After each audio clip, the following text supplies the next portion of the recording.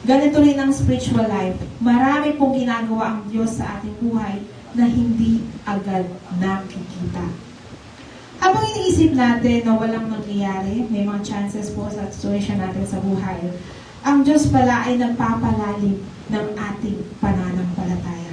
Minsan, tahimik ang Diyos, hindi dahil iniwan ka na niya, hindi dahil natutulog siya, sabi sa kanta, kundi dahil pinalalalim niya ang mga ugat mo. Bago ka iangat ng Diyos, palalalimit ka muna niya. Amen? May mga chance po na, prayer natin, Lord, gusto ko maging successful. Gusto kong yumaman. Gusto ko ng ganito. Gusto ko ng ganyan. Diba? Sabi, diba, libre lang naman mangarap. So, kailangan, sabihin mo lang kung ano yung gusto mo. Tama po?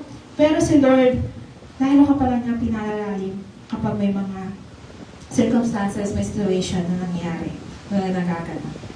First po, explanation natin. First, speak Jesus in your calling.